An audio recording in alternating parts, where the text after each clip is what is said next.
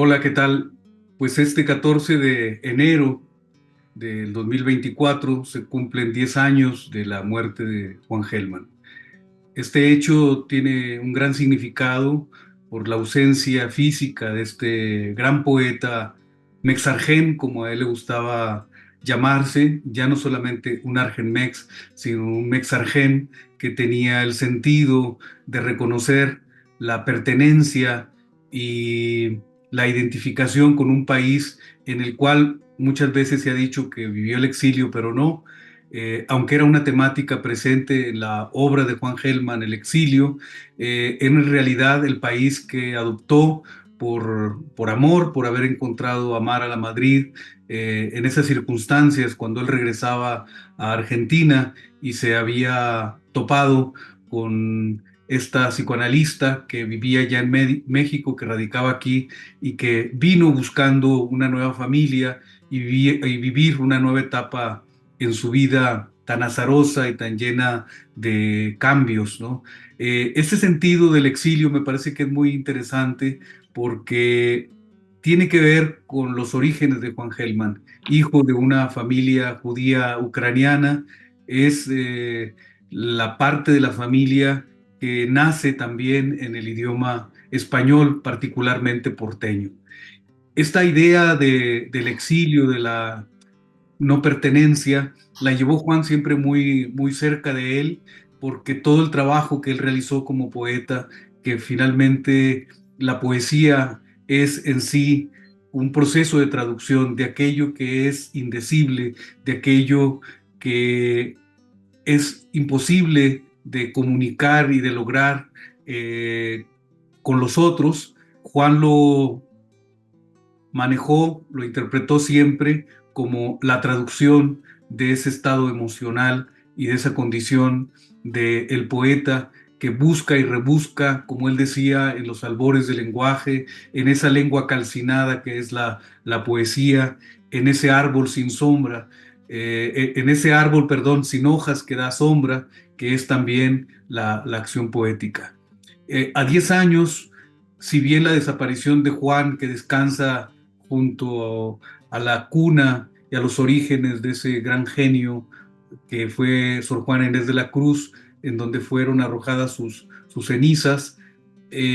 Juan nos deja un gran desafío, que es el de cifrar, el de actualizar su poesía, que es una poesía que en un principio se salió de sí misma para buscarse en alterónimos. Él le gustaba llamarlos seudónimos, pero yo en algún momento le dije que me parecían que eran más bien, más que heterónimos, podrían ser alterónimos, es decir, ese diálogo con el otro, es el diálogo, esa búsqueda con alter egos que habitaron en diferentes momentos de la historia, en distintas geografías, y que podían ser profetas, poetas, personajes revolucionarios, coetáneos de las luchas de Juan Gelman.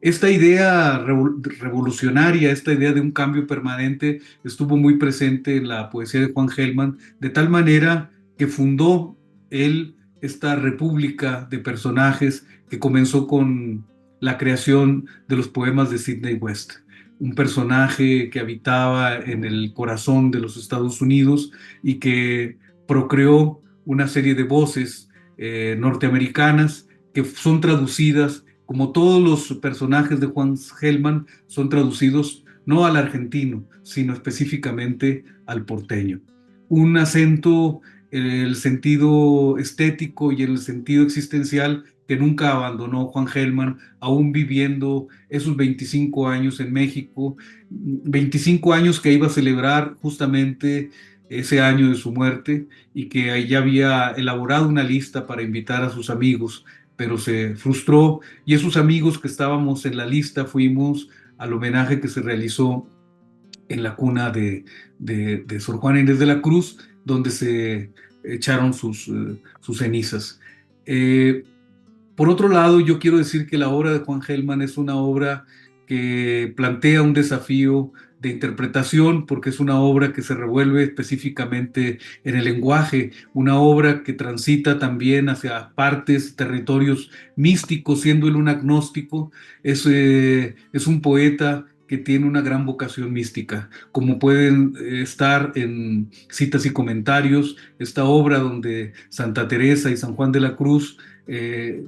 se vuelven personajes de Juan Gelman, o donde él, viniendo de una tradición rusa y askenazi, es capaz de elaborar un discurso en sefardí. Lo asume como propio y escribe desde esta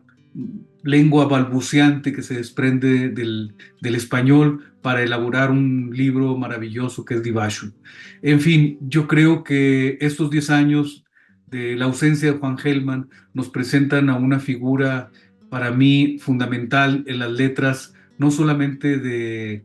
América Latina, de España o de México, sino de habla española. Juan Gelman se incorpora sin duda a una de las grandes figuras de la poesía escrita en lengua española, y yo diría que universal, porque además representa esta unión de elementos que vienen desde la Ucrania judía y rusa hasta esta América Latina que está entre los dos extremos del habla hispana, entre el río Bravo y la Patagonia. Juan Gelman nos deja una gran herencia y nos deja un desafío para leer su poesía, una poesía que para mí me parece que tiene la dimensión de un iceberg, del cual solamente conocemos una parte, pero poco a poco nos va mostrando la dimensión de su trabajo. También quisiera decir que Juan Gelman es uno de los pocos poetas que yo he conocido de cepa, un poeta de sangre, un poeta al cual yo creo que la poesía lo eligió y él también la eligió para conformar un corpus poético extraordinario.